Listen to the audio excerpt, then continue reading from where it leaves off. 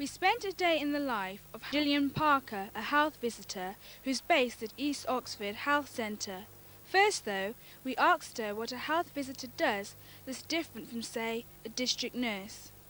A health visitor is more involved in prevention of ill health, and a community nurse or district nurse actually deals with ill health and treats it. So as a health visitor we're involved in prevention, and by doing so we go round to people's houses when they first delivered and assess the needs from that visit, and then we work out how often we need to see people, invite people to clinic and see them on a regular basis in the first few months of having their baby.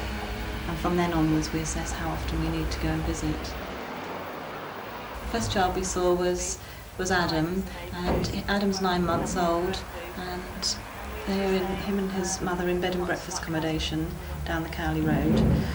They've in fact been in bed and breakfast accommodation for quite a few months.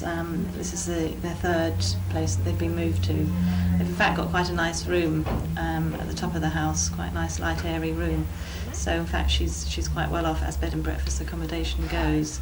But the problem with that house is that there's no facilities for doing the cooking in the rooms. Check to see his eye movements. It's bright, isn't it? Have you ever noticed his eye turning in, or one eye a little bit lazy than the other? Nothing like that at all. Good. She can't get to clinic. It would mean taking an afternoon off work, and she was worried about Adam not having his third triple and polio. So a lot of health visitors in East Oxford have now done a course, so we can do immunisations at home, and so I offered her that service. Oh.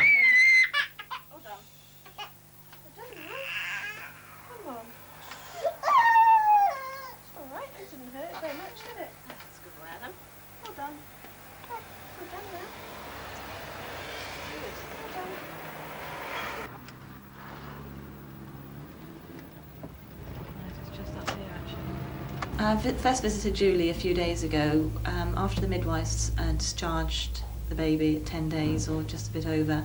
Then the health visitor takes over. I went back today to weigh the baby because often babies lose their birth weight in the first few days, and by about 2 weeks they're catching up. And Julie's breastfeeding, and breastfeeding mothers always like to confirm that everything's going well by the baby putting on weight. Conversion into pounds. As usual.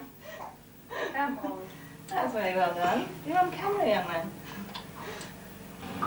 The doctor at the hospital probably checked his hips, did he? Yes. Yes.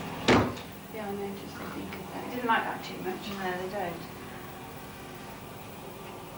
Also, you see how they are looking at the spine. He has been checked at the hospital, but we just do just a general check over just to make sure. Nothing's big. He's already trying to hold his head up, isn't he? He is. He's quite strong, isn't he? You're afraid to do any hoovering or any washing. He needs to start to do that from the beginning, so he gets used to those sort of things happening. Otherwise, if they're used to complete silence, then they'll wake up at anything. Good look around. Our practice population is something in excess of 8,000. We've got 4 GPs that 2 health visitors work with, and between the 2 of us we cover the whole of Oxford City. That would range from Blackbird, Leeds, Littlemore area, right round to Headington, Marston. We do certain checks on babies and children. The first check is done at 2 months, then there's a check done at 8 months, 18 months and 3 years, and Nicole's 7 months, just coming up for her 8-month check. So that's why I was going home and doing it.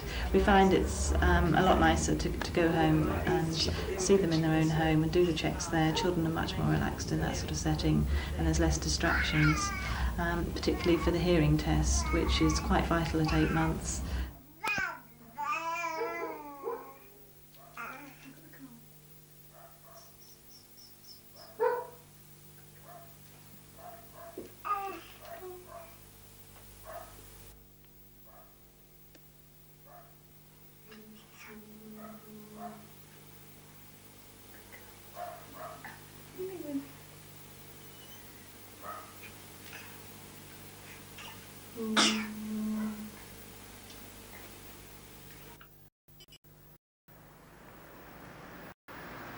We usually encourage people to come to clinic once the baby is about a month old, and we can then weigh the baby.